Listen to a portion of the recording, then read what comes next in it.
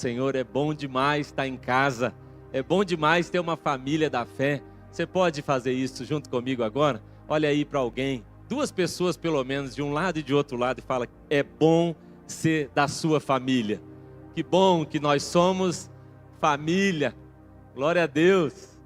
É muito gostoso. Irmãos, a Suelen falou aqui, né, e eu quero reforçar. Ontem nós estivemos, alguns irmãos aqui da nossa igreja, muitos irmãos da nossa igreja estiveram também em Curitiba, no Descende. Eu sei também que pelo menos o Marco e a Késia, né, foram para o Descende em Belo Horizonte, né? Para quem não sabe, teve um movimento ontem muito legal, organizado por uma liderança bem séria da nossa nação, e 5 estádios ontem no Brasil estavam completamente lotados. Mas, irmãos, completamente mesmo, assim, sem nenhuma inscrição mais podendo ser feita. Um estádio no Recife, um em Belém, no Pará, outro em Belo Horizonte, Goiânia e em Curitiba.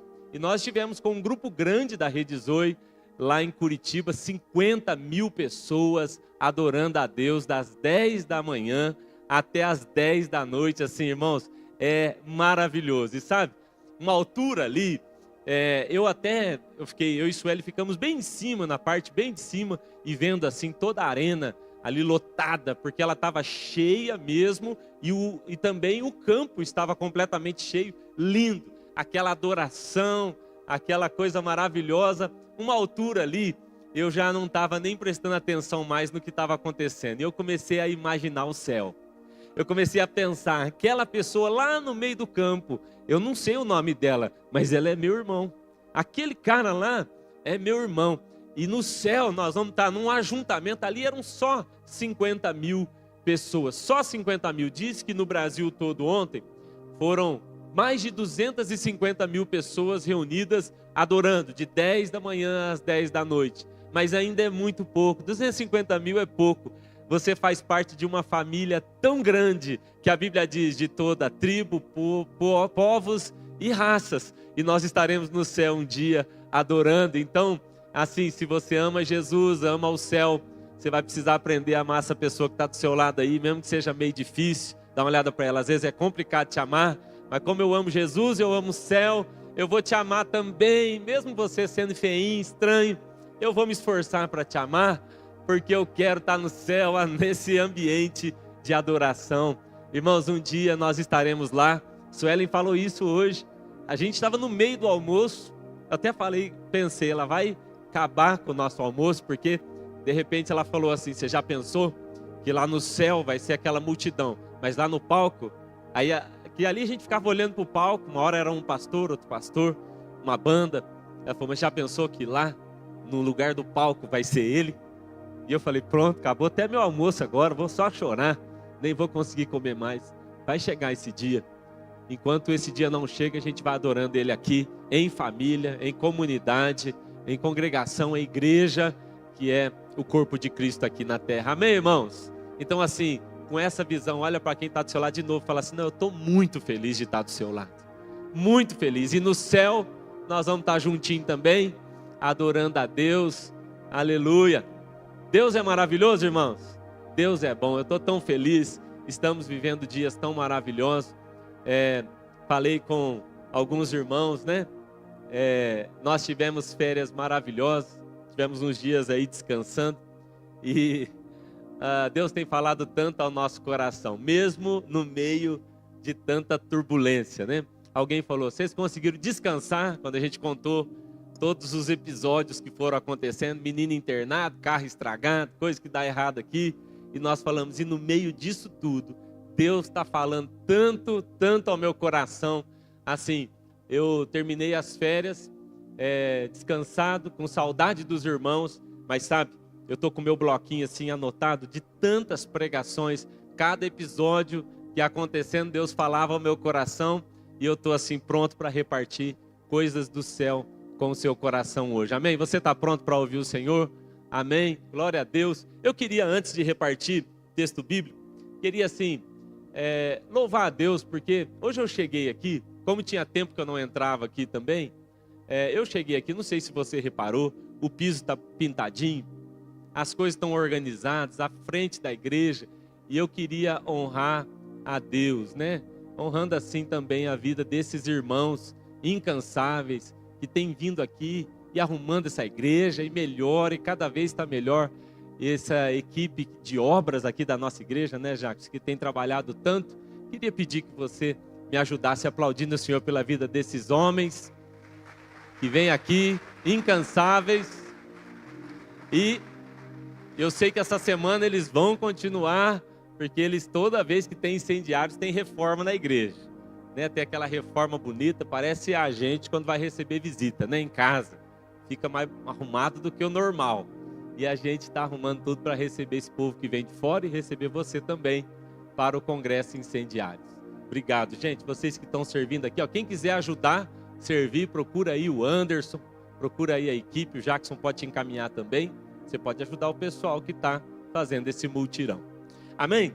Bom, quero repartir com você então verdades da palavra de Deus, coisas simples mesmo, mas assim que tem provocado muito o meu coração. Quero ler com os irmãos, nós estamos no ano do fluir. Quem aqui que já começou a ver assim a água avançando na sua vida? Quem aqui quer terminar esse ano fluindo em Deus mais do que em qualquer outro ano? Levanta a mão e dá um glória a Deus aí.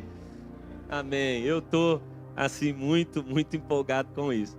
Sabe, irmãos, a gente estava na viagem e aí estourou a mangueira da água do nosso carro. Estourou, vazou a água e parei o carro lá. Aí falei com um mecânico lá da cidade, a gente estava lá em Santa Catarina. Ele falou, ó, é melhor você colocar o carro num guincho, porque isso aí é perigoso. E aí, irmãos, é uma das coisas, né? A gente estava lá de férias, bem tranquilo. E aí, quando a gente terminou ali, ele colocou o carro no guincho, a gente estava ali tomando um cafezinho, o Espírito Santo começou a falar ao meu coração. E ele falou assim, Cezinho, se acabar a bateria do carro, bom, não vai funcionar, você não sai do lugar. Se acabar o combustível, bom, o carro vai simplesmente parar. Mas sabe qual é o problema de quando falta água? Falta água no seu carro, o problema é que ele vai andar. Ele vai andar. E aí, sem água, ele vai forçar, vai superaquecer. E quando você for ver, o prejuízo já é enorme. Bom, tá aqui o Tripa que é mecânico, concorda, Tripa? Faltou combustível uma coisa, faltou bateria uma coisa. Agora, se faltar água, você vai ter um prejuízo enorme. E eu estou orando para que você não rode sem água, para que você não caminhe sem água. Eu estou orando porque, sabe, irmãos, dá para caminhar sem água. Você vai avançar por um tempo, mas no final, o preço é altíssimo. O rapaz do guincho falou assim, é melhor parar, porque se você for para fazer o cabeçote desse motor, é caríssimo, então fica mais barato parar do que continuar e ver esse negócio estourando lá na frente. Tem gente andando sem óleo, sem unção, tem gente andando sem água, sem o refrigério, sem a presença dele, vai andar por um tempo, mas sabe, lá na frente, esse motor vai bater, vai dar problema e o prejuízo vai ser grande. Então eu quero te convidar, nesse ano, a não andar nem um dia sem água. E dizer, Senhor, que fluam as suas águas em mim, para que eu não tenha esse prejuízo, para que pelo contrário eu consiga avançar sempre e avançar na sua direção, até que Jesus volte. Amém, irmãos? Abra sua Bíblia comigo, João capítulo 4. João capítulo 4, nós vamos ler João 4, depois vamos ler o João 7 também.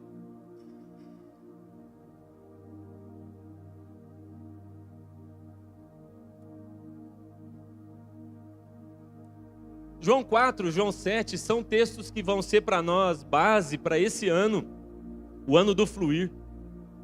Você sabe que o nosso texto base é João capítulo 7.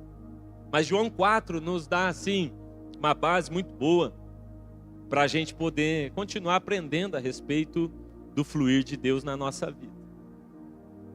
Diz assim, é a conversa de Jesus com a samaritana, você conhece a história?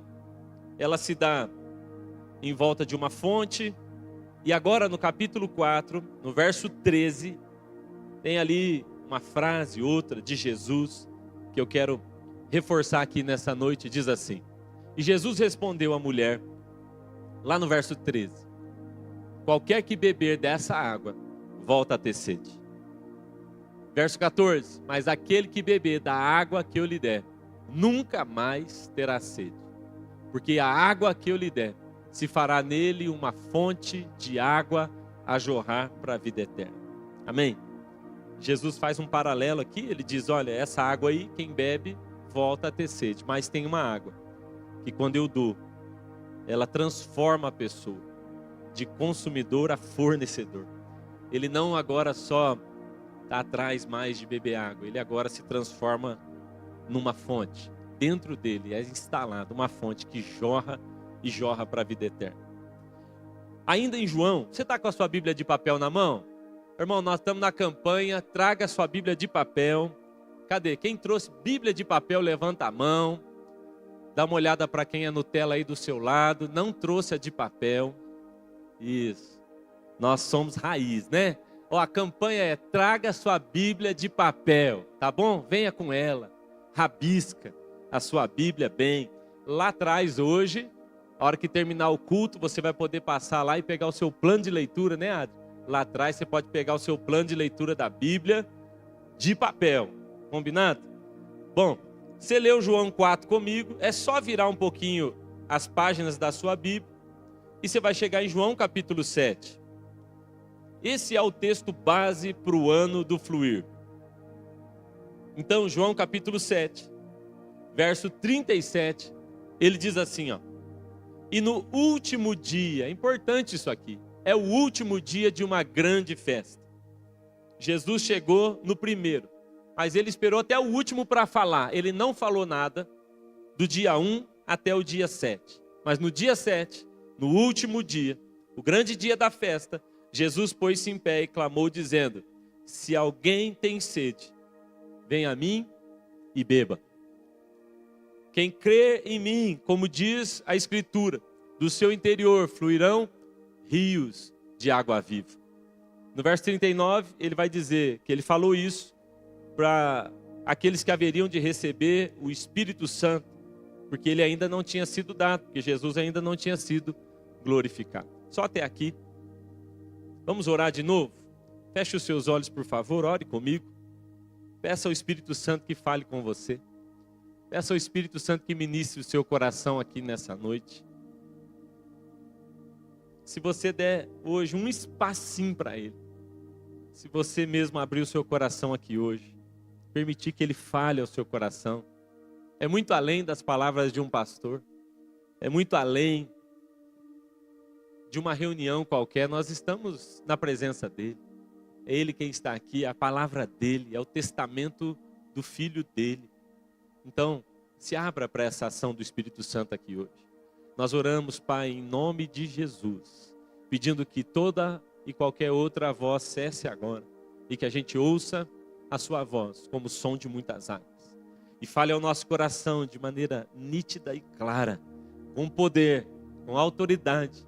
Ministra-nos por teu Espírito Santo e que a tua palavra liberada aqui hoje encontre um lugar em nós, em nome de Jesus. Amém. Amém. Sabe, irmãos, uma das maneiras mais eficientes de crescimento, de aprendizagem, é fazer perguntas. Quem aqui tem menino novo, criança nova, sabe que eles estão aprendendo muito e eles fazem perguntas sem parar, sim ou não? Tem umas horas lá em casa que eu tenho vontade até de inventar alguma coisa, porque eles me perguntam tudo, o tempo todo. Às vezes a gente está na estrada, passa, fala, o que aquele carro tem? Eu não sei, eu não tenho como saber. Mas eles estão fazendo muita pergunta porque faz parte do processo de aprendizagem deles. É uma das maneiras mais eficientes, fazer pergunta. Inclusive, quando a gente está estudando teologia, aprendendo e desenvolvendo mais na Bíblia, eu quero até te incentivar a fazer isso, na Bíblia de papel. Você pegar a sua Bíblia de papel, fazer a sua leitura lá. E assim, quando a gente está estudando teologia, parte do ensino é que a gente faça perguntas para o texto.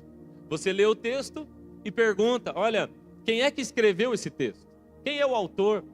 Para quem ele foi escrito? quando ele foi escrito, com qual objetivo esse texto foi escrito, qual o contexto que ele está escrito. E essas perguntas vão te ajudar a encontrar uma maior profundidade no entendimento bíblico. Você entende? Então, pergunta faz parte do nosso crescimento. Agora, é interessante, irmãos, a gente olhar para a Bíblia e perceber que, inclusive eu vou fazer uma pergunta, essa menina tem pai nem mãe, não? Tudo bem? Senão eu vou pegar para mim. Pode vir buscar aqui, não tem problema não. Tudo bem, pai da senhora? Como vai? Tudo bom? Vai com o diácono aí. Quer fazer uma pergunta? Quer dar uma volta? Ô, Paraíba, é sua? Vem pegar. Tão bonitinha que eu achei que não era sua, não. Vem aqui, vem. É aquele é seu pai? Quem que é aquele ali vindo ali? Tem certeza que é sua, Paraíba? Porque ela não está indo, não. Sobe aqui, sobe aqui. Vamos aplaudir o Paraíba, irmão? Ele queria aparecer. Aí, ó. Pega essa menina, Paraíba. Meu Deus do céu. Mas, ó, você sabe que... e viu, Paraíba? Fica em paz, tá bom? Como é o nome? Ágata. Deus te abençoe. Você sabe que um dos sinais de presença de Deus mesmo é isso. Sabia que as crianças começam a ter liberdade desse jeito no nosso meio? Uma vez alguém falou assim para mim: pastor, as crianças gostam de você. Eu falei: não é isso. Elas gostam do que a gente carrega. Gente cheia da presença de Deus começa a atrair criança. Perceba isso. E tá tudo bem, viu, Paraíba? Só ela é muito bonita para ser sua filha. Nós achamos estranho mesmo. Faz parte do processo de aprendizagem, então, fazer perguntas. Por exemplo, quem é o pai dessa menininha? Os mestres no ensino chamam isso de interrogações elaborativas. Olha só que legal. Mas quando a gente olha para a Bíblia, é interessante perceber que a Bíblia está cheia de perguntas para nós. Então a gente quer fazer pergunta para a Bíblia, e a Bíblia nos mostra que o Senhor também está fazendo perguntas para a gente. Por exemplo, você vai encontrar na Bíblia a primeira pergunta que é: onde você está? Lembra? Quando ele falou com Adão? E depois, ele falou também: onde é que está o seu irmão? Olha ó, quantas perguntas tem aqui. Ele fez essa pergunta para Isaías e perguntou: a quem eu enviarei? Jesus perguntou para Filipe: Filipe, onde é que nós vamos arrumar pão para toda essa galera? Não é interessante ver Jesus fazendo pergunta para os seus discípulos? Ele perguntou para os discípulos: quantos pães vocês têm? Ele perguntou para um cego: você quer ser curado? Ele perguntou para os seus discípulos: por que vocês são tão tímidos? Ele perguntou para os discípulos também: por que vocês ainda não têm fé? Ele fez uma pergunta para os fariseus também, quando ele conta a história do samaritano, e ele fala: quem parece ser o mais próximo dele? Eu acho interessante que Jesus faz também pergunta para responder pergunta. Ele é tão bom em pergunta que ele faz pergunta para responder pergunta. Perguntaram para ele: com que autoridade você faz essas coisas? E Jesus falou: eu respondo, se você responder, com que autoridade João Batista batizava? E eles falaram: bom, agora ele nos pegou, porque se a gente falar que João Batista batizava com a autoridade do céu, ele vai dizer: eu também. E se a gente disser João Batista batizava com autoridade nenhuma, o povo que está aqui vai me bater. E o povo falou: nós não respondemos. E Jesus falou: então eu também não respondo para você a sua pergunta. Jesus era bom em fazer perguntas. Agora, eu acredito que em Mateus capítulo 16, verso 13, nós temos talvez uma das perguntas mais importantes de toda a Bíblia. Jesus fez para os seus discípulos. Então em Mateus capítulo 16, verso 13, a Bíblia diz que eles chegaram até Cesareia de Filipe, e o lugar aqui é muito importante, lembra? O contexto importa, a pergunta é: onde eles estão? E eles chegaram a Cesareia de Filipe, e lá Jesus interrogou os seus discípulos, dizendo... Jesus faz duas perguntas para os discípulos. Quem dizem os homens, ele está falando para quem está lá fora. O que é que as pessoas de longe, o que é que as pessoas que não caminham comigo, O que é que as pessoas que não me conhecem bem, o que elas estão dizendo sobre mim? E depois Jesus muda a pergunta e ele pergunta agora para os discípulos: mas e vocês? O que é que vocês estão falando sobre mim?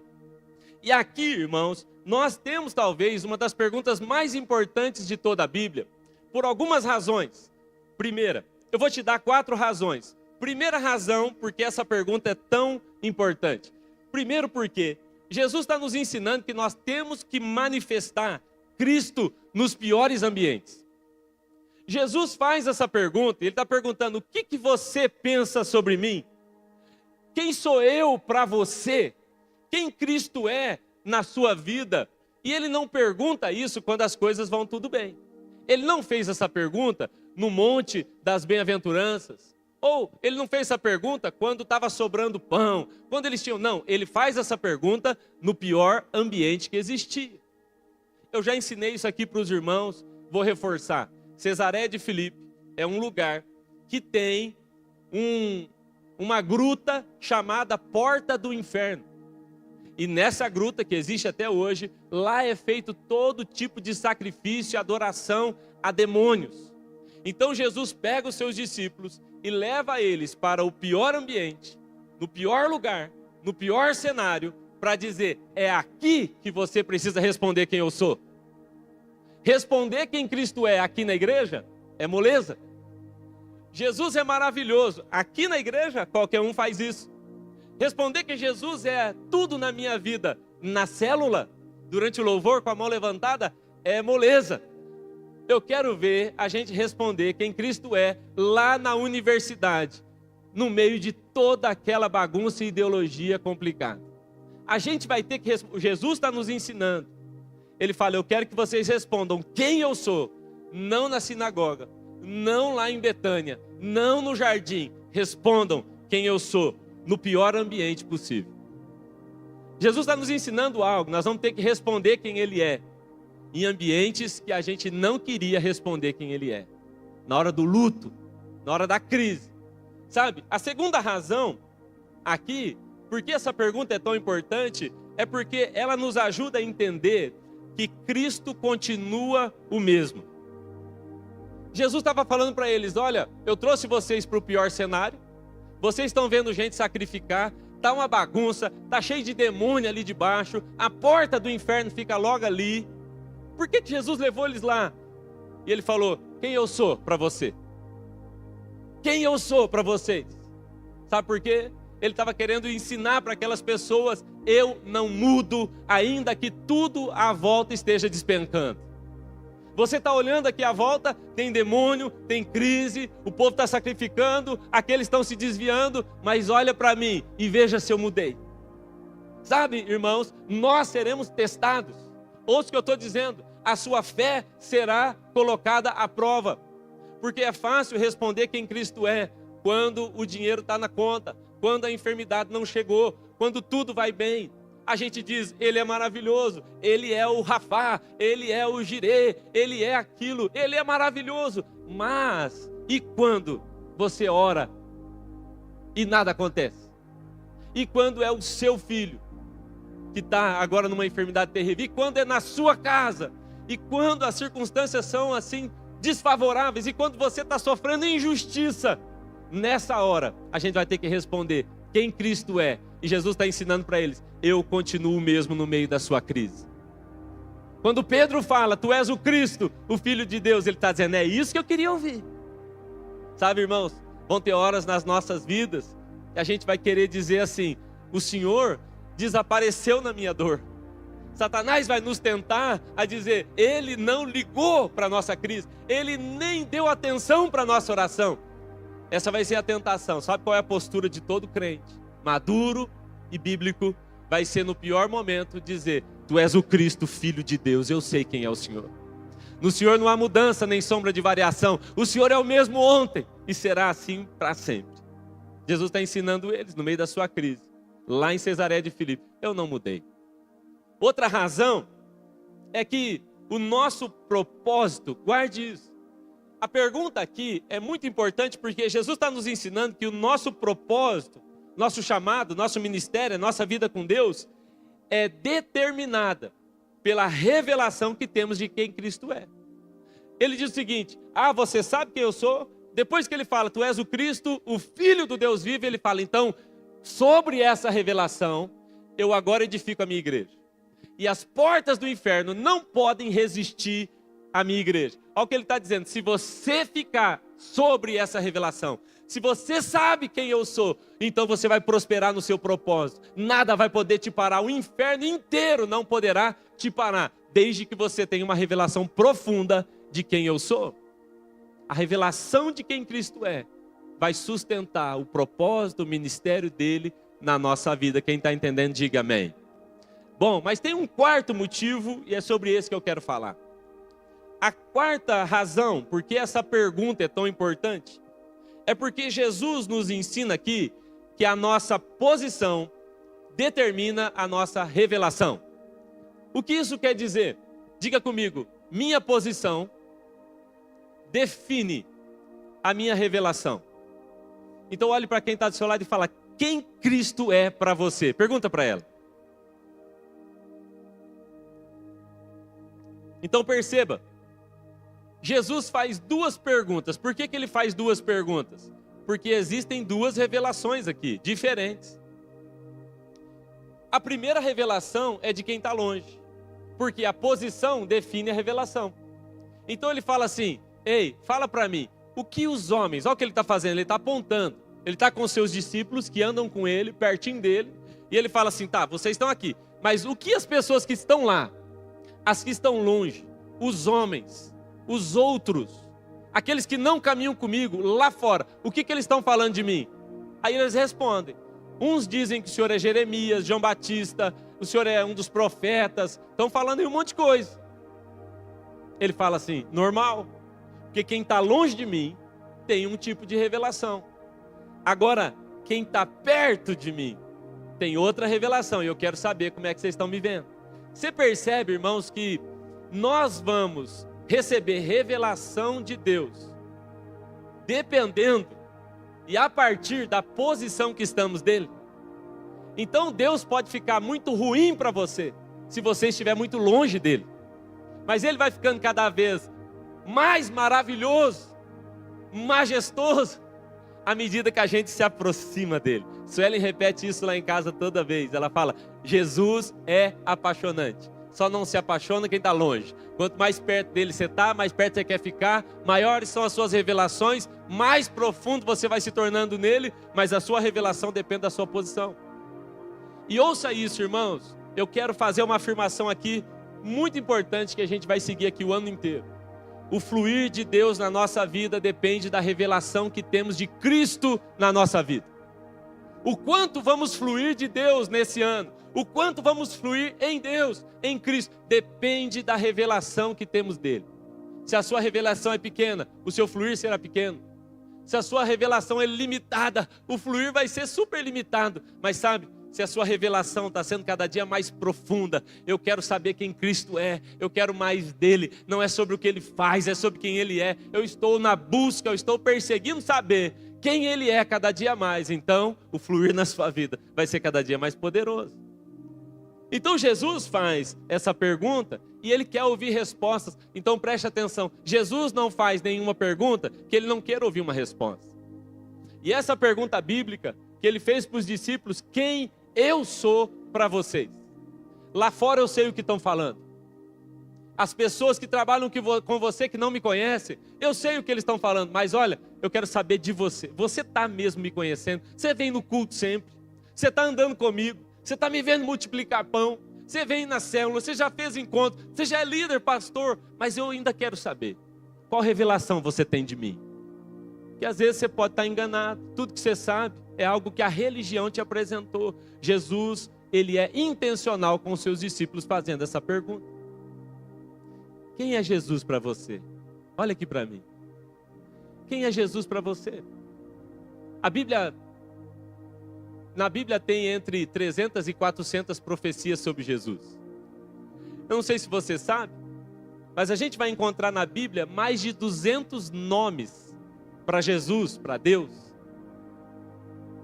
Há um outro estudo que vai dizer que entre nomes, títulos e designações, tem mais de 300 para Deus e para Jesus. E a minha pergunta é: o que você conhece de Cristo? Quem é Jesus para você? Que é a partir disso que você vai fluir ou não. E dentre tantos nomes, dentre tantas designações, uma que Jesus vai repetir muito na Bíblia, e é a que a gente quer estudar aqui hoje, é que ele diz: eu sou água, eu sou fonte, eu sou água viva, e eu sou fonte de água viva. Então, como eu disse, o que vai nos levar a fluir ou não é a revelação que temos de Cristo. E uma das coisas que Jesus nos mostrou na Bíblia, está implícito, é que ele queria que a gente o conhecesse como fonte de água, como água viva. Sabe, a Bíblia fala de água e vai apontando para Cristo, falando que ele é a fonte, ele é a água, ele é a fonte da água viva. E quando a gente olha para a Bíblia, irmãos, a gente vai ver no Antigo Testamento e no Novo, está tudo repleto de sinais que apontam para Cristo, dizendo: olha para ele, ele é a fonte, ele é a água da vida. O salmista, no Salmo 46, fala assim: há um rio cujas fontes, cujas correntes alegram a cidade de Deus. Ele está falando de Jesus. Ezequiel viu o rio. A gente olha para o Antigo Testamento, a gente enxerga água apontando para Cristo o tempo todo. Mas há um texto que eu quero que você olhe comigo, 1 de Coríntios capítulo 10. 1 de Coríntios capítulo 10, verso 3 e 4. Ele diz assim, ó: e todos eles comeram do mesmo alimento espiritual e beberam da mesma bebida espiritual. E ele diz: porque bebiam da pedra espiritual que os seguia, e a pedra era Cristo. Olha só que interessante. No Antigo Testamento, a Bíblia fala que o povo de Deus, quando ficou no deserto, eles receberam uma fonte de água que era uma rocha, que foi tocada por Moisés. Vocês se lembram disso? Aquela rocha, ela fluía água que alimentava todo o povo de Deus. E agora, no Novo Testamento, Paulo está dizendo: vocês precisam olhar para isso e se lembrar que aquela pedra era Cristo, e ele era a rocha e ele era a própria água. Ele estava dizendo: pelos séculos o Senhor está nos apontando e dizendo: virá o Messias e ele será para vocês uma fonte, ele será água que vai alimentar a vida de vocês. Bom, então eu hoje quero perguntar junto com os irmãos, olhando para o texto e perguntando para Jesus também: o que é essa água? Que água é essa que a Bíblia fala tanto? O que é que Jesus estava querendo nos dizer, nos ensinar, quando ele disse: eu sou água para você, eu sou fonte para você? E eu penso que hoje a gente podia responder junto, já que as perguntas nos ensinam tanto, a gente devia responder junto então. O que essa água, que Cristo diz que ele é, representa para nós? O que é que ele queria nos ensinar? Eu anotei aqui algumas coisas e eu quero, junto com os irmãos, aprender um pouco mais sobre isso. Primeira coisa, bom, quando Jesus falou: eu sou a água, eu sou a fonte da água viva, a primeira coisa que eu anotei aqui, bom, o que será que ele estava querendo nos dizer? Eu anotei: Jesus estava querendo nos ensinar que ele é vital na nossa vida. Se você pode anotar, anote isso. A primeira coisa sobre água é que água é vital para nós. Quem aqui já fez jejum? Levanta a mão. Ok, a maioria fez jejum. Quem aqui conseguiu já ficar 24 horas sem comer nada? Levanta a mão. 24 horas? Olha aí que bênção. O povo não traz Bíblia de papel, né, nego? Mas eu jejuar, jejua. São crentes. Brincadeira. Quem aqui já conseguiu passar assim 3 dias sem comer nada? Levanta a mão. 3 dias já passou por isso? Já? Qual que foi o máximo, Nani? Fala para mim.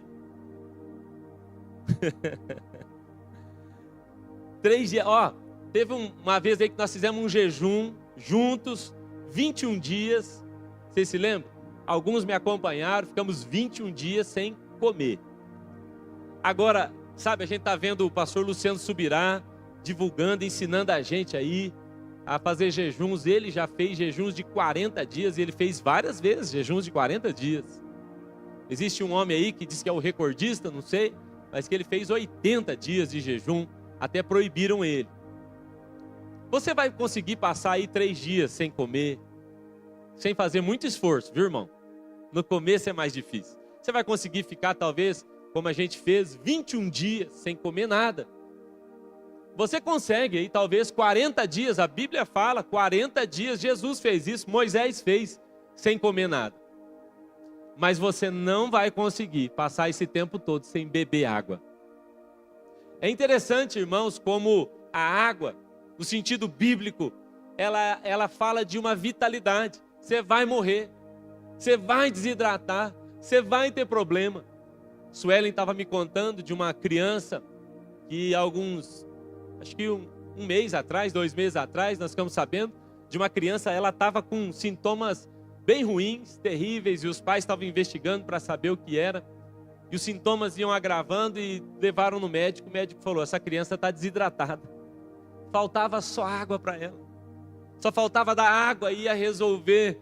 Jesus está dizendo: eu sou fonte, eu sou a água da vida. Porque Ele estava dizendo para nós: sem mim vocês morrem.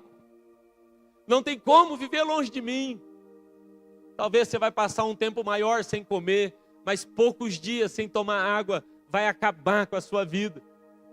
A primeira coisa sobre água, irmãos, quando a gente estuda a Bíblia e olha para o que Cristo está dizendo, é que Ele está afirmando para nós: eu sou vital na sua vida. Você não vai conseguir viver sem mim. Jesus está ensinando isso para nós, sabe? Eu acho interessante porque os 2 textos que nós lemos aqui, eles estão em contextos diferentes. Por exemplo, o João capítulo 7, Jesus está falando para um povo que já crê. Não é um povo que não crê. Ele está falando para um povo que está celebrando, a festa que eles estão fazendo é a festa dos tabernáculos. Então, em João capítulo 7, ele não está falando para alguém de fora, ele está falando para a gente de dentro. É gente da igreja. E ele fala: olha, vocês passaram 6 dias fazendo liturgia, fazendo culto, cantando música, fazendo tudo. E no final, toda essa música, todo esse culto, toda a liturgia não resolve nada, porque vocês não beberam da água que sou eu. Então Jesus está falando de vitalidade da água, não só para quem está lá fora. Ele está falando de vitalidade da água para quem está aqui dentro. Porque tem muito crente que ele acha assim: eu já dei uma encharcada aí, e agora eu consigo viver sem essa presença santa. Não, você está desidratado, você está morrendo aos poucos, você só não percebeu que você está definhando e secando aos poucos. Jesus fala para aquele povo, 7 dias ele fala: ei, se alguém tem sede. Por que alguém teria sede? Eles estão celebrando, eles fizeram festa, porque tudo que você bebeu na religião não adiantou nada. Você precisa de Cristo de fato. E a outra fala de Jesus está em João capítulo 4, que agora ele fala com uma prostituta. Ele está dizendo para a prostituta: você pode tentar e você vai continuar com sede. Então perceba que a vitalidade da água não é para o crente só e nem só para o não crente. A Bíblia está dizendo: é vital para todas as pessoas, é para todo mundo. Então, se tem algo que Cristo queria nos ensinar sobre água, é que Ele estava dizendo: sem mim você vai morrer. A Bíblia fala como a corça suspira pelas águas, assim eu também anseio pelo Senhor. Não sei se você já ouviu falar que a corça depende da água, porque a corça tem um cheiro muito forte, que é tipo é um animal, né, silvestre, mas ela solta um odor tão forte que ela não consegue fugir do predador. Então, por mais que ela tente, o predador vai vir até ela. Por mais que ela tente correr, o inimigo vai pegar ela e vai destruir ela. E ela só tem uma saída da vida dela, a vida dela depende disso, que ela encontre águas. Porque quando ela encontra água, ela pode entrar nessas águas, o cheiro desaparece, muitos predadores não conseguem nadar, então ela sobrevive. O salmista, quando fala: olha, assim como a corça suspira pelas águas, assim eu tenho anseio pelo Senhor. O que ele está dizendo não é uma sede qualquer, não é a sede que você está agora aí de dar um golinho numa água, não. Ele está dizendo: é um desespero, eu não consigo viver sem o Senhor. Sabe, irmãos, eu imagino Jesus quando ele está dizendo: eu sou água para você, eu imagino que ele estava dizendo assim: você precisava olhar para mim o dia inteiro e todo dia e dizer: sem o Senhor eu não sou nada, eu vou morrer, eu tenho desespero pela sua presença, eu preciso de mais. Amém, irmãos? Essa é a primeira razão, talvez, pela qual Jesus falou: eu sou água. Mas a segunda, anote aí, a segunda é que água tem a ver com purificação. Eu imagino que você tomou um banho antes de vir para o culto hoje. Olha para quem está do seu lado e pergunta para ela: tomou ou não? Né? Acho que sim, né, irmãos? Precisa tomar outro depois, alguém falou ali no meio, tá bom? Mas você não consegue pensar em purificação sem pensar em água. E água sempre está conectado a isso. Quando Jesus falou: eu sou água, ele também estava dizendo: eu sou o único meio, o único caminho para purificar você. Irmãos, e eu quero resumir isso aqui, porque eu sei que você sabe que é necessário ser santo para andar com Deus santo, amém? É necessário pureza para poder seguir a vida com Deus. Deus não chamou Isaías antes de purificá-lo. Primeiro pureza, depois chamado, amém, irmãos? Primeiro toca os lábios e purifica, e depois chama para andar e para fazer discípulos. Bom, mas há algo, irmãos, interessante. É que a gente muitas vezes tem essa tentação e a intenção de purificação pessoal, onde eu mesmo vou tentar com as minhas próprias forças entrar num nível de santificação, e eu nunca mais vou fazer as coisas que eu fazia, porque agora eu decidi na minha cabeça e eu não vou fazer mais. Inútil, não vai dar certo, porque só há um caminho, e o caminho é beber das águas de Jesus. Irmão, você vai tentar, e eu estou falando por experiência, hein? Experiência própria de muitos anos, tentando, sabe? Eu sempre caio nessa tentação. Como pastor, às vezes eu falo: eu sou pastor, eu não posso, mas sabe o que eu vou fazer agora? Eu vou fazer isso, crio um monte de regras, caio de novo depois. Porque se Cristo não me libertar, eu não vou ser liberto de fato. É sobre Ele na minha vida. Não é que eu não vou fazer nada, eu vou me posicionar, mas é um posicionamento na direção dele, que é a água que me limpa. Você entende isso? O Salmo 51 foi escrito quando Davi pecou. O contexto do Salmo 51, você pode ler ele depois, é o contexto de Davi com Batseba. É quando ele peca. E lembra que a Bíblia fala que o pior pecado de Davi não foi o adultério. Deus condena o que ele fez com Urias. Então ele pecou quando ele adulterou, ele pecou quando ele mentiu, ele pecou quando ele foi desleal, ele pecou quando ele foi um assassino. E no Salmo 51, Davi fala: eu pego o isopo era uma planta, eles pegavam o galho daquela planta e eles jogavam na água e batiam um no outro, porque o isopo era usado em rituais de purificação, porque você pecou, eu vou te purificar, e batia com aquela planta com água, e ele está dizendo: não adianta nada. E ele diz: purifica-me, Senhor, e então eu serei limpo. Porque essa água, esse ritual não está adiantando. Que eu tento, eu cumpro o ritual, eu faço tudo que me mandaram, e sabe o que acontece? Eu caio outra vez. Eu já tentei me libertar, eu já tentei fazer sozinho, eu já disse que eu seria melhor. Eu comecei 2016 falando: esse ano, esse pecado não me peca. Dia 2 já estava dentro do pecado de novo. E a gente não consegue mesmo, porque se não for por Ele, nós vamos continuar perdidos. Você entende isso? Davi está dizendo: olha, eu tentei, mas não deu certo. Eu preciso que o Senhor mesmo me purifique. Tem que ser uma purificação vinda dele. Porque Jesus falou que ele é água, que ele estava dizendo: eu posso te purificar. Zacarias, olha que texto lindo. Zacarias, capítulo 13, no verso 1, diz assim, naquele dia haverá uma fonte aberta para a casa de Davi. Diga comigo: fonte aberta.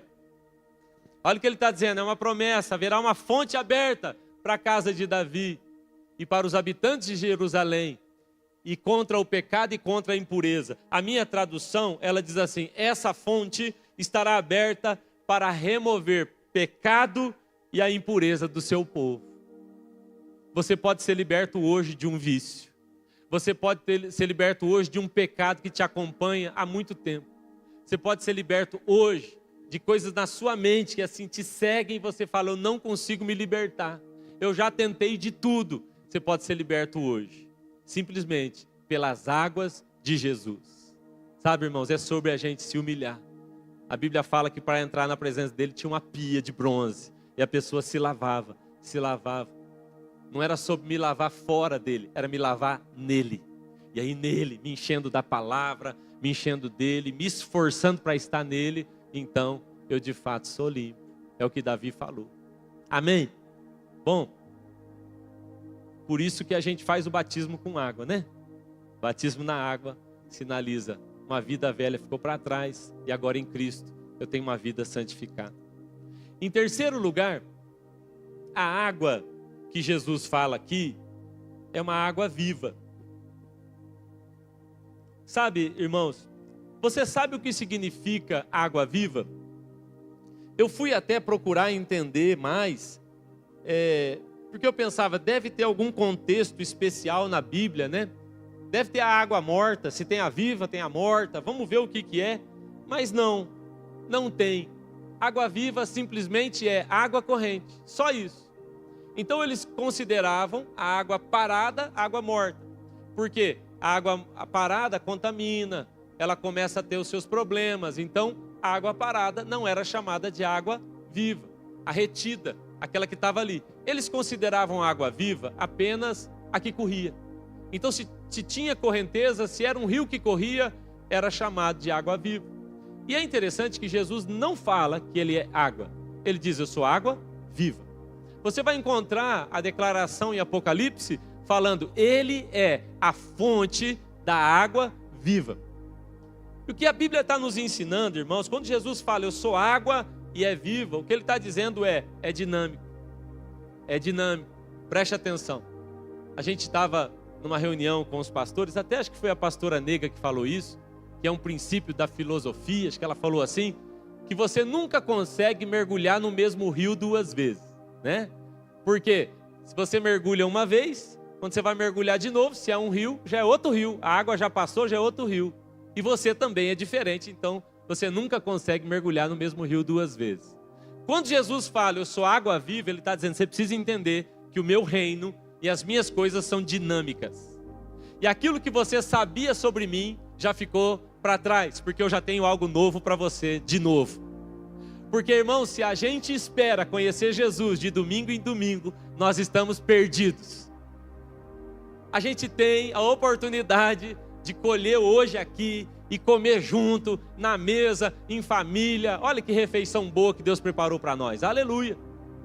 Mas amanhã tem outra refeição dessa posta na mesa para você, de novo. E é por isso que o maná estraga se você guarda. É porque é dinâmico. Há algo novo agora, há algo novo depois. Jesus estava dizendo, eu sou água viva. Está correndo. É contínuo. Há um fluxo e você precisa se adequar. Sabe, irmãos, quando fala do Evangelho, a Bíblia quando fala do Evangelho, diz que o Evangelho são boas novas. Sabe o que isso significa? Que o Evangelho é uma notícia boa e uma notícia nova. Diga comigo, notícia boa e notícia nova. São boas novas. É sempre uma notícia boa o Evangelho, mas é também sempre uma notícia nova. Hoje eu tenho uma notícia para te dar. Olha o que eu estou falando. Ele é a água viva para você. Mas amanhã tem uma outra boa notícia que Ele quer te dar. É dinâmico, então não se esqueça. Se você quer fluir, se você quer mais dEle, se você quer conhecer quem Cristo é, não se esqueça. Que o que você conheceu hoje, amanhã já vai estar ultrapassado. Continua sendo valioso, mas amanhã já há algo novo de Deus para a sua vida também. Amém, irmãos? Eu conheço e eu vou acumulando. Sabe o que Paulo fala? Paulo diz assim, ainda que o nosso homem exterior se corrompa, olha o que ele diz, o nosso homem interior se renova. De que maneira? De dia em dia. Paulo vai deixar claro que há uma necessidade de dia em dia, de uma renovação. E você vai ver o resultado disso. Sabe, vou dar um testemunho aqui rapidinho, de uma coisa que aconteceu nessas férias também. e eu ainda estou elaborando para poder... mas vou só dar o testemunho para os irmãos. No dia 31 de dezembro, uma pessoa me mandou uma mensagem no Instagram, falando: pastor, Deus mandou eu fazer uma coisa aqui, e eu queria o seu Pix, porque eu e meu marido queremos fazer uma oferta e tal. E eu não conhecia a pessoa. Até entrei para ver quem que era. Eu não reconheci. Era uma foto que não dava para reconhecer. E falei para a Suelen: estranha a mensagem, não vou mandar não. Daqui a pouco estão até falando que eu estou pedindo dinheiro aí, né? E sempre tem alguém clonando o celular da gente. Falei: não vou mandar. Não mandei. À noite nós fomos orar, a Suelen falou: mas olha bem, às vezes é alguém que te conhece. E eu entrei lá para ver e descobri que de fato, depois eu vi o marido dela, a gente esteve junto numa conferência. Mandei o Pix lá para essa irmã. Era na verdade o Instagram dela e do marido. Dia 1º de janeiro, ela enviou uma oferta. E aí, eu e Suelen recebemos ali, né, no celular. Mas era um valor, irmãos, assim, muito pequeno. Vou usar aqui a expressão certa, porque eu até pensei assim: vai que Deus está querendo dar uma oferta para a gente já entrar de férias bem de boa, né? Mas aí era um valor bem pequeno. Falei: Deus, tem alguma coisa nisso aí, eu não sei. Dia 2, ela enviou o mesmo valor. Aí no dia 3, ela enviou o mesmo valor de novo. E dia 4, o mesmo valor. E sabe, irmãos, até o dia 31, ela enviou todos os dias aquele valor que parecia pequeno.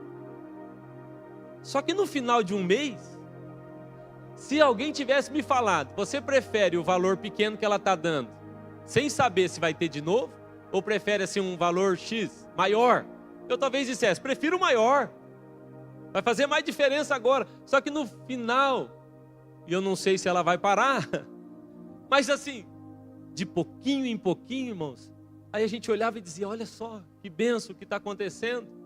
E o Espírito Santo falou com a gente. Ele disse: o ano do fluir, vocês não vão experimentar, não vai ser um tsunami, não vai ser uma avalanche. Sabe o que é? O fluir é de gota em gota, de pingo em pingo. E você vai renovando dia em dia, porque tem algo novo hoje, algo novo amanhã. Mas sabe o que acontece? Eu estou nessa vida agora há 20 anos. E 20 anos depois, irmãos, o saldo é maior. E 10 anos depois, irmãos, o saldo é maior. E aí você vai olhar se você continua fiel de pouco em pouco, porque a água é viva, e todo dia eu estou lá, e todo dia eu busco. Em algum momento você olha para o saldo e fala: uau, eu estou encontrando revelações tão profundas do meu Deus agora. Amém, irmãos? Outra coisa importante, não vou falar todas aqui, para a gente poder ter um tempo de oração, mas outra coisa importante que eu encontrei na Bíblia é que água é sinônimo de alegria. Se você vive num ambiente de deserto, encontrar um poço, encontrar uma água, é sinônimo de vida, mas também de celebração. Então Israel, eles têm festas para celebrar águas. Eles jogam água, derramam água, faz festa porque tem poço, tem água. Bom, tem muito lugar lá que é desértico, então tem que ter água. E a Bíblia associa água à alegria. Diga para quem está do seu lado: água, não, mas fala assim, igual um profeta, fala assim, água será alegria na sua vida. Não, vamos fazer melhor? Você vai falar para essa pessoa assim: eu estou profetizando o ano mais alegre da sua vida até hoje. Não, você vai celebrar, você vai ser alegre, as pessoas vão olhar para você e vão falar: você está transbordando, é um brilho, é um sorriso, e a sua vida nem está tão boa assim que eu sei. Olha o que a Bíblia diz, Salmo 46, há um rio cujas correntes alegram a cidade de Deus, é o santuário da morada do Altíssimo, Deus está no meio dela, e ela não vai ser abalada. Mas olha o que ele está dizendo: esse rio alegra a cidade. Mas a cidade não precisa de proteção, de defesa, a cidade não precisa de tantas coisas para estar alegre. Eles descobriram que se tiver o rio, é motivo suficiente para celebrar. Eu tenho Ele e tá bom. Eu estou feliz, mas está dando errado. Está dando tudo errado na sua vida. E eu celebro a presença do meu Deus na minha vida. Porque eu tenho água, eu não vou morrer, eu tenho a vida eterna, eu estou nele. Olha só que legal. Apocalipse capítulo 7. Eu não sei se eu passei esse texto. Apocalipse 7, 17. Ele diz assim, tá ali. Olha que legal. Porque o cordeiro que está no meio do trono os apacentará e lhes servirá de guia para as fontes das águas da vida. Então ele fala agora de fonte de água. Mas olha só, ele já conecta com o quê? E Deus limpará dos seus olhos toda lágrima. Olha o que a Bíblia está dizendo. Se tem água, se está na fonte, preste atenção. Vai ter alegria na sua vida. É uma promessa bíblica. Porque o reino de Deus não é comida e nem bebida. Não, o reino de Deus é justiça, paz e alegria no Espírito. Eu profetizo, irmão, que você vai celebrar. Você vai celebrar. Sabe? Toma cuidado. Porque a gente fica entrando numa tristeza profunda às vezes por tantas situações. E eu não estou dizendo que não existem situações que nos entristecem. Eu fico triste de vez em quando. Mas sabe? O motivo, o caminho que deve nos levar à alegria, à celebração, é olhar para Ele. Apesar de tudo, eu estou nele. Eu tenho Ele. E se eu tenho Ele, eu posso celebrar. Porque há um rio cujas correntes alegram a cidade de Deus. Ele mora aqui. Ele está comigo. Então eu vou celebrar. Bom, quinto lugar, estou no quinto? É isso? E quinto, já estou acabando. Em quinto lugar, a água jorra. O que isso significa? Quando Jesus falou, eu sou água, Ele estava dizendo para você, eu sou vital na sua vida, eu sou fonte de purificação na sua vida, claro, eu sou uma água viva, dinâmica, eu sou alegria para você, mas sabe, Jesus também falou, eu sou uma água que deve jorrar. E eu, irmãos, nós estamos chegando no incendiários, né? E eu estava pensando, eu acho que são 13, 14 incendiários já, eu nem me lembro mais. Mas eu ficaria muito triste se a gente se transformasse em acumuladores de incendiários. Acumuladores de palavra profética. Acumuladores de avivamento, porque nunca foi para isso. Sempre foi para compartilhar.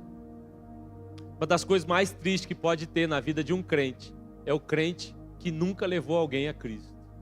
Uma das coisas mais tristes na vida de um crente é um crente que só cuida de si e que não consegue discipular ninguém.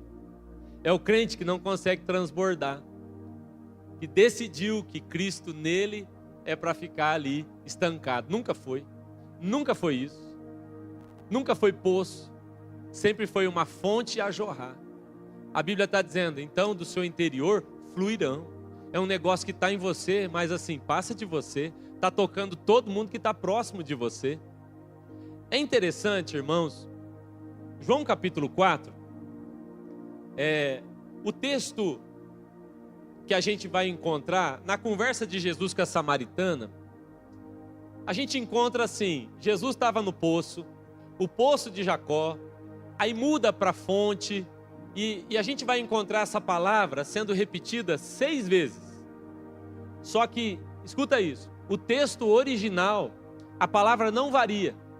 No texto original, toda vez a palavra é fonte. Fonte, fonte, fonte. João capítulo 4. Por que eu estou falando isso? Porque toda vez que você vai ler um texto na Bíblia e a palavra é repetida, existe uma ênfase. O autor estava querendo apontar para nós algo dizendo, preste atenção, preste atenção. Então, aquela mulher, ela não foi para a beira de um poço. Essa palavra não tem no grego. Ela foi para a beira de uma fonte. E quando ela fala o poço de Jacó, também não existe essa palavra. É a fonte de Jacó. E o texto vai seguindo, Jesus fala, dentro de você terá uma fonte. A palavra é fonte e o tempo todo se repete a palavra fonte. Por que isso é tão importante? Porque quando Jesus fala para ela, você gosta da fonte de Jacó? Pois eu te digo, se você beber da água que eu tenho, então dentro de você vai haver uma fonte como a fonte que eu fiz em Jacó. Há aqui uma explicação interessante, porque aquela mulher estava dizendo, Jacó, nosso pai, porque Jacó foi a pessoa que bebeu da água, mas gerou as 12 tribos de Israel. Jacó foi a pessoa que gerou as 12 tribos que se transformaram no povo de Deus espalhado pelo mundo. Olha o que ele está dizendo, se você beber da água que eu tenho para você, você não só vai matar a sua sede, mas eu vou começar a gerar através de você filhos e filhas espirituais no mundo inteiro. Então não tem como eu dizer que eu bebi dessas águas e eu não me transformei em alguém que carrega fontes como a de Jacó, gerando filhos, líderes de tribos nessa geração. Você entende isso? A fonte é uma fonte que jorra. Bom, e eu quero terminar. Posso terminar, irmãos? Eu queria ouvir um alguma coisa assim, mas não ouvi nada, é para acabar mesmo, né? Irmãos, esses dias eu estava numa igreja pregando, o Lucas estava na primeira fileira. E eu falei assim para eles, posso terminar? E o Lucas gritou, pode, pelo amor de Deus. Eu falei, só mais 2 pontinhos. Ele falou, não, eu estou com fome. Aí eu tive que acabar, né? Estou sendo mandado por um menino já há 10 anos. Mas quando a gente fala de água, e eu quero terminar com isso, se o pessoal do louvor quiser subir, pode subir então. Aí você fica de pé para parecer que está acabando, pode ser? Aí a gente termina então. E aí outro dia a gente continua. Cadê o Lucas? Ah, você está aí, né? Você que falou para eu acabar de novo? Você falou para eu parar de novo? Foi você? Tá bom, fica de pé então para parecer que está acabando. Aí de pé eu posso fazer uns 3 pontos ainda, né, Nani? É que eu fiz sentado, agora de pé tem mais um espaço aí. Bom, depois eu compartilho o estudo inteiro com os seus líderes, daí eles mandam para vocês, tá bom? Todos os pontos ali, que são muitos.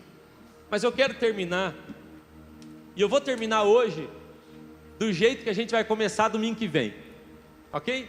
Domingo que vem, nós vamos começar falando desse último ponto aqui. Eu vou falar dele, nós vamos orar, e domingo que vem a gente começa a ministração falando disso, amém? E o último ponto é que água na Bíblia é símbolo de renovo. Se você está anotando, anote aí. Domingo que vem nós vamos falar sobre o renovo que as águas do Espírito Santo geram em nós. Mas eu quero terminar assim, orando com os irmãos, falando disso. Toda vez que o ambiente está seco, não é verdade? Está seco, você está com aquela plantinha seca, ou é uma lavoura, vem uma chuva boa, uma boa água, uma planta, faz ela ser renovada, sim ou não? Às vezes a palavra não é nem renovada, é reavivada. Sabe que quando Jesus falou, eu sou água, ele estava dizendo, sabe? Eu sou aquele que pode renovar você. Quando Jesus disse, eu sou água viva, ele estava dizendo, eu sou aquele que pode reavivar dentro de você coisas que pareciam até mortas, coisas que você já tinha até desistido, estava seco aí dentro. Você até deixou de crer em algumas palavras minhas. Você falou, foi até na emoção aquilo lá. Quando você começa a receber dessa chuva, dessa água, você começa a animar de novo. Avivamento e água caminham juntos. Você não consegue viver o renovo de Deus sem água. E hoje a água aqui para renovar você em nome de Jesus, amém? Sabe, quando a Bíblia fala de renovo, vários textos poderíamos usar para falar de renovo. Mas tem um em especial, que é o Salmo 126. Que é o Salmo que nós vamos começar domingo que vem a mensagem. Então no Salmo 126, a Bíblia fala de um renovo. Só que a Bíblia fala de um renovo e ela explica a forma. Veja só, lembra do Salmo 126? Quando o Senhor restaurou a nossa sorte, nós ficamos como quem sonha. Por quê? O Salmo 126 está sendo escrito num contexto de exílio. Eles estão longe, eles estão escravizados, está ruim. Então eles nem podem imaginar, eu agora sonhar, eu agora viver de novo, está longe.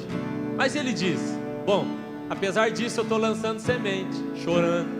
E eu creio que lançando semente, chorando, eu vou colher, e vou colher celebrando. Mas quando o salmista fala de renovo, ele pede específico para Deus. Ele diz, restaura Senhor, a nossa vida como as torrentes do Negueb. Você nunca se perguntou o que isso significa? Porque ele não fala assim: renova, Senhor, a minha vida hoje. Não é só isso. Você poderia hoje talvez orar: renova meu casamento, minha saúde, minhas emoções. Mas o salmista orou específico: renova, Senhor, a minha vida, ou a nossa sorte, ele usa, como as torrentes do Negueb. Bom, interessante você descobrir o que é o Negueb. O que são as torrentes do Negueb? Negueb significa seco, ressecado. Negueb é o maior deserto de Israel. 61% da área de Israel é ocupado pelo deserto do Negueb. Ele é seco, seco, seco. E é mais da metade do território de Israel é deserto de Negueb. Um deserto que significa seco e ressecado. Você pensa, essa nação não tem como prosperar. Mas o que acontece lá? Esse lugar de pouquíssimas águas, eu não consegui ir até lá, nós não fomos no lugar onde isso acontece, mas você vai encontrar vários vídeos mostrando um lugar seco com pouquíssimas chuvas, e você vai andando por lá. Meu amigo esteve lá e ele falou assim: Cezinha, é engraçado, porque você passa e tem uma placa, risco de inundação. Você fala, é piada. Aí você vai andando mais um pouco, risco de inundação. Fala, é piada. Foi até que, de repente, começou uma correria lá na frente, e as pessoas pegaram as câmeras e foram saindo, e ele falou, e vem vindo uma água, por uma rua inteira, uma água. E alguém disse para ele, você não queria conhecer as torrentes do Negueb? Está aí. Do nada. Não tem som de chuva, não tem barulho de chuva, de trovão, não tem cheiro, nada, não se ouve nada. E de repente, o ambiente mais seco e árido que existe começa a brotar água. Tem até um videozinho, dá pra gente ver o vídeo? Pode deixar ele sem som, vê se puder. Olha só, tem um videozinho que a gente preparou, o pessoal aí muito bem da nossa mídia nos ajudou. Essa aí é uma imagem do Negueb. Olha a região como é que é seco. Não é areia, é uma pedra, é um negócio seco. E não é bonito não. E como chove muito pouco, então, se você andar por lá, assim sem perceber, se você não conhecer, você ia falar, é seco demais. Mas de repente, há um acúmulo de chuva nas regiões mais altas, e ela é liberada. E ninguém está esperando, porque é uma torrente que vem do nada. Você fala, mas meu Deus, eu nem esperava esse milagre agora. E começa a vir. Você está vendo? Não sei se você consegue ver, mas está vindo uma aguinha lá, ó. Ela está vindo. Fica vendo, a imagem vai mudar, que tem uma pessoa lá que está longe, ó. Dá para você ver uma pessoa bem pequenininha lá embaixo, consegue ver? Eu vou mandar esse vídeo depois no nosso grupo. Mas você está vendo uma água vindo? Essa é a torrente do Negueb. E ela vem vindo. E ela vem crescendo. É um ambiente seco, seco. Mas agora, um rio passa no meio dela. O rio começa a correr. Isso aí é imagem real. Isso aí não é conversa. Olha só. Está vendo aqueles buracos ali, aquelas erosões? Daqui a pouco isso tudo vai ficar cheio. Tem um cachorro lá, sai daí, cachorro. Sai dali e já vai também, ó. Tá vendo? O povo vai lá para assistir. Agora começa a encher, vira uma cachoeira naquele lugar. E um dos lugares mais secos da terra recebem agora água. É interessante, irmão. Se você puder estudar isso depois, você vai ver que essas águas agora começam a produzir vida por todo lugar. E tudo depois que as águas passam, depois de um tempo, tá bom aí o vídeo, depois de um tempo, as coisas começam a ficar verdinhas. O lugar é horrível. E daí começa a ficar verde. Cresce uma vegetação e começa a ficar... Eu estava até anotando, porque acontece... Depois que essas águas passam, o festival sul vermelho, porque aí nesse lugar nascem umas flores vermelhas, que tem um nome lá que a Sueli vai saber melhor que eu, e nasce uma flor e vem de todo lugar do mundo gente para ver o festival sul vermelho lá no deserto do Negueb. E de repente o lugar que era seco, sem vida, agora tá gente vindo assistir, falar: uau, o deserto floresceu, hein? A água passou aqui, Jesus renovou você, e agora até eu estou vindo ver o que está acontecendo na sua casa, o que está acontecendo na sua vida, o que está acontecendo no seu casamento. E a única resposta que aquele povo tem para dar, eles não podem falar: eu fiz isso, eu fui bom, eu me organizei. A única resposta que aquele povo pode dar: viu, passou uma água aqui, a água dele me tocou. Não foi o que eu fiz, não foi minha oração forte, não foi meu jejum poderoso, foi só uma coisa: veio uma água, e essa água renovou a minha casa, essa água renovou a gente está alegre, a gente está celebrando, mas sabe, houve uma torrente, como as torrentes do Negueb. Eu quero profetizar na sua vida, sem aviso algum, essa semana as torrentes do Negueb vão passar na sua casa, vão passar na sua vida, sem aviso algum. Não precisa ter ninguém, nem assim, você vai falar: mas eu não estava nem esperando. Chegou, sabe, aquela conversão que você estava esperando, aquele milagre que você esperava, aquela pergunta que você tinha feito para Deus, chegou a resposta, e de repente, sem muito aviso, mansinho, a água está chegando na sua vida, aquela cura que você esperava, aquele milagre está chegando, porque Ele é a fonte da água viva. Amém, irmão? Louvado seja Deus. Vamos orar? Você quer isso para a sua vida? Irmão, eu vou deixar você